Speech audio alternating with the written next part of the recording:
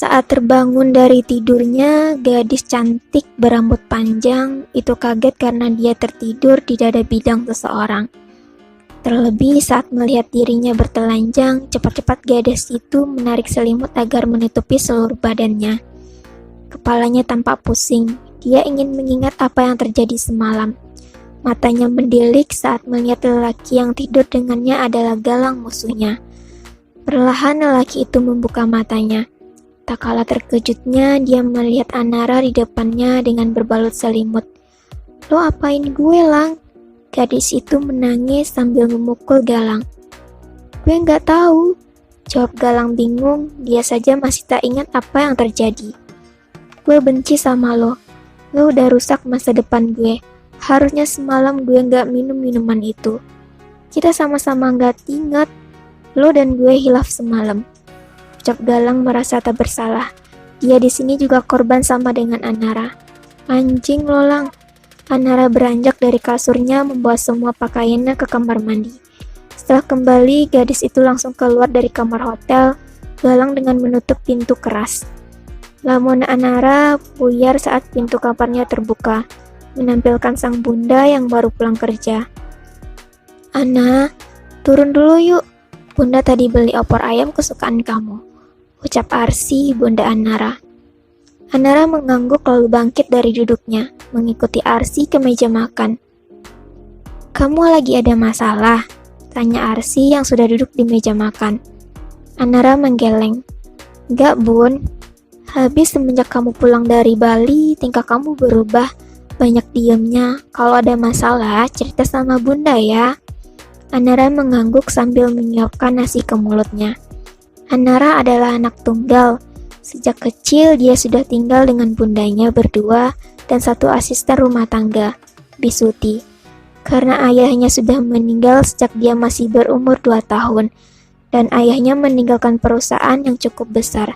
Jadi sampai saat ini Arsi yang meneruskannya. Saat kebiasaan Anara, dia tidak bisa tidur sendiri. Dari kecil sampai umurnya sekarang 17 tahun, dia selalu tidur dengan Arsi. Bila Arsi sedang ada kerjaan keluar kota, pasti Bisuti yang menemani Anara tidur. Ana hanya capek aja tiap hari sekolah. Belum lagi bulan depan ada olimpiade. Bagus dong. Oh iya, mau hadiah apa kalau menang kali ini? Tanya Arsi. Setiap Anara akan olimpiade atau lomba, Arsi selalu menawarkan suatu hadiah. Itu agar Anara semangat dan bisa menang. Anara menatap Arsi. Punggungnya bergetar menahan agar dirinya tidak menangis di depan Arsi. Dia tidak mau Arsi kecewa karena melihat Anara menangis.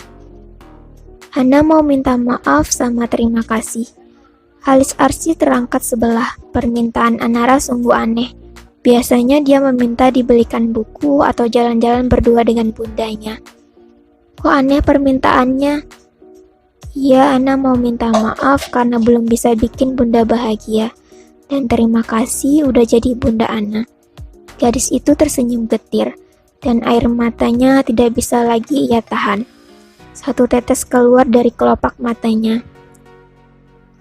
Arsi langsung bangkit dari duduknya dan menghampiri Anara. Wanita itu langsung memeluk Anara. Enggak, kamu udah sangat buat bunda bahagia. Terima kasih, Nak. Bunda, Ana minta maaf. Tangis Anara pecah, sesak di dadanya tidak bisa lagi ia tahan. Bunda maafin. Udah, jangan nangis ya. Bunda gak suka lihat Ana cengeng. Arsi menepuk pundak-pundak Anara sambil menangis. Dia tidak tahu kenapa Anara tiba-tiba menangis seperti ini. Setelah rumah besar itu sepi, pesta kecil-kecilan itu telah selesai.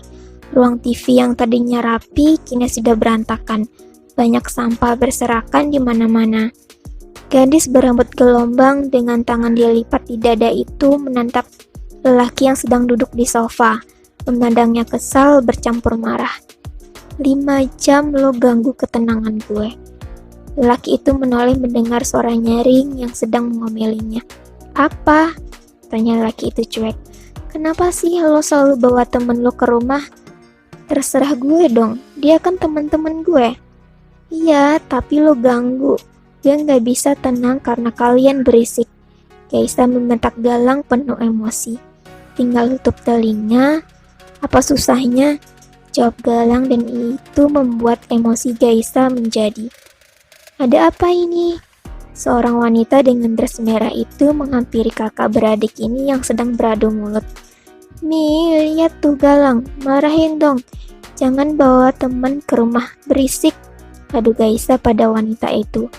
Galang, ngalalah sama Gaisa, kasihan adik kamu. Ucap Gina menengahi. Sebagai ibu yang mempunyai anak kembar yang sering ribut, dia harus bisa menetralkan mereka. Galang kan pengen punya apart, mami gak izinin. Ya udah, jangan salahin Galang dong kalau bawa teman ke rumah dan berisik, kata Galang. Ya Mi, kenapa nggak beliin apart aja sih, biar Gaisa tuh bebas di rumah. Bosan tahu nggak lihat Galang terus. Gaisa selalu mendukung Galang untuk pindah ke apartemen, karena bila Galang tidak ada, dia akan bebas di rumah tanpa gangguan siapapun. Kata papi, kalau Galang dikasih kebebasan kayak gitu, nanti dia semakin menjadi, ucap Gina. Memang papinya tidak memberikan apart karena tahu kelakuan anak sulungnya itu. Dia akan semakin nakal menyalahgunakan pemberiannya. Ya udah, jangan ngatur, itu aja ribet, ucap lelaki itu pergi meninggalkan ruangan TV. Sejak masuk SMA, rumah yang seharusnya menjadi tempat paling nyaman untuk pulang, tapi untuk Galang itu hanya sebaliknya.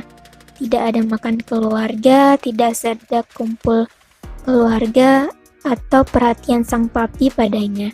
Ini semua karena kesibukan papinya dalam bekerja.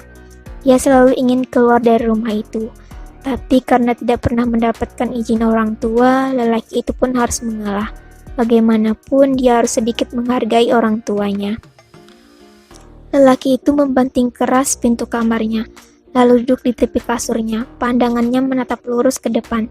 Tiba-tiba selintas kejadian terpikir di benaknya. Lo bisa minggir gak? Tegas Anara saat Galang menghalangi pintu kelas saat Anara akan masuk. Heh Galang, lo punya kuping kan? Anara berkaca pinggang menatap Galang. Mata lo buta? Gak lihat apa nih, kuping gue nempel, ucapnya sambil menjewer kedua kupingnya. Bodoh amat, minggir lo, gue mau lewat. Enggak, kalau orang cerdas tuh bisa tahu gimana cara masuk tanpa gue harus minggir, kata Galang. Anara tersenyum miring. Secara refleks, gadis itu menendang sesuatu di bawah perut Galang. Lelaki itu meringis kesakitan. Badannya terhuyung ke belakang untuk ada Samuel yang menahannya dari belakang. Makanya jangan nantangin. Anara pun segera masuk ke dalam kelasnya. Baru pertama kali Galang dipermalukan di depan umum seperti ini dan itu oleh musuhnya sendiri. Bahunya bergidik mengingat kejadian beberapa bulan yang lalu. Hari itu adalah hari memalukan bagi Galang. Senjatanya yang tadinya untuk sang istrinya nanti malah ditendang keras oleh musuhnya.